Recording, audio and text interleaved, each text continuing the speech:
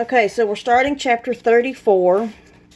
Charles and Haley and Andrew Peckelman have been working on trying to figure out that rebus. Charles is trying to be sneaky and not tell his teammates what he really knows the answer that he's working toward to be. So they've split up, and Haley has went back to her room where the other two boys had already been. She thinks that she might find something that they missed, the 400 room. So remember, the 400s are languages, and so they're going to be saying some words that I have no idea how to say. I'm just going to give it my best shot. Remember, the 400th room was where Kyle went in and sat down, and they wanted to tell him about his family history. And before, I think it was Kyle. And before they could go ahead, or maybe it was Charles and Andrew. You guys refresh my memory. I don't remember who did their family history in the 400 room. Must have been Charles. Anyway, they sit down and they talk about their family history with them. So when Haley goes in, first all the words that I can't pronounce, and then she's immediately going to be bombarded by them wanting to do her family tree. Okay. 34. Veering left the instant she reached the second floor, Haley made her way toward the 400th room. She figured that Charles and Andrew had probably missed something important in the foreign languages room because they'd spent too much time talking to these awesome mannequins that told them about their American heritage. As she rounded the bend, Haley saw Kyle Keeley and his crew tumbled out of the 200th room. It looked like Miguel was carrying a Bible. But a Bible wasn't one of the books on display in the staff picks case. We're following separate paths to the same goal, Haley thought, and somewhere those two paths are going to collide. Haley slid her card key down the reader slot in the 400 door. The lock clicked and she pushed the door open. The room was dimly lit. Bienvenida, bienvenue, witimi, kuwaka rebisha. Welcome, boomed a voice from the ceiling speakers. Sorry, said Haley, blindly feeling her way forward and bumping into something hard and lumpy. This is the 400th room, home of foreign languages. Here, Haley, you can learn all about your American heritage. A bank of spotlights thumped on. Haley was basically hugging a department store mannequin. An overhead projector beamed a movie onto the dummy to her left, turning it into a perky woman who looked like Haley would probably a couple of years after she graduated from college. Hello, Haley. Welcome to your American heritage. Let's begin your voyage. That's okay. I don't have time right now. I'm Haley Daly. My ancestors were Irish, okay? So can we skip the history lesson and... Suddenly, the two mannequins at the far end of the row turned into sepia-toned versions of her great-great-great-grandmother and great-great-great-grandfather.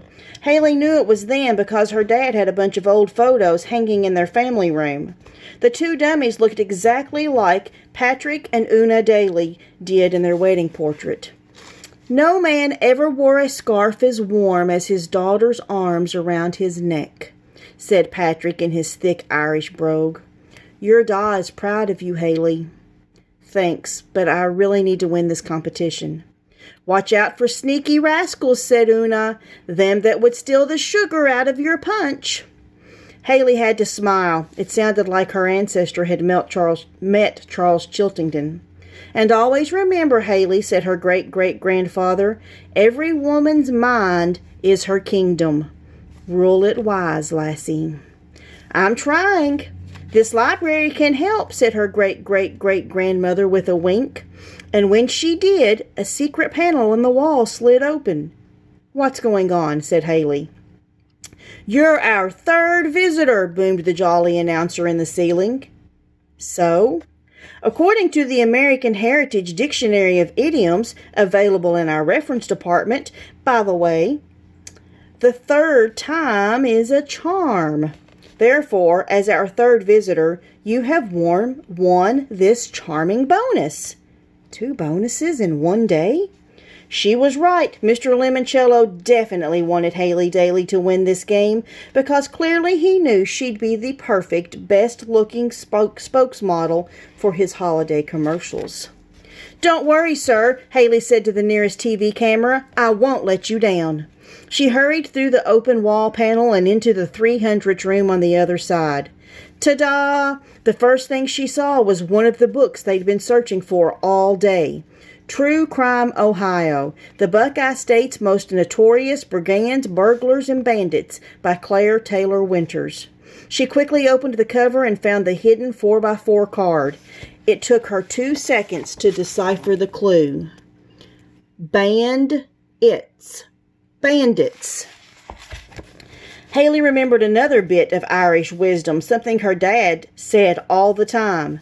Never bolt your door with a boiled carrot. So if you know, when you cook carrots, they become very soft. So you couldn't use one to lock your door, or else somebody could just push right through it. She decided to keep this new clue secret and secure. She wouldn't share it with Charles or Andrew. Haley took off her left sneaker, folded the card in half, and slid the clue into her shoe for safekeeping. When her sneak was laced up tight again, she took the True Crime Ohio book off its display stand and tucked it into the bookshelf, making sure it was in the proper position, right between 364.109 and 364.1093. So the 364s can have books about crime and spies and like bone detectives, any kind of police stuff. That way, she'd know where to find it if for whatever reason she needed the book again. Haley looked up at the nearest camera and flashed it her brightest toothpaste commercial smile. Go Lemoncello! That's a cheer I just made up. We can use it in one of the commercials after I win. End of chapter 34.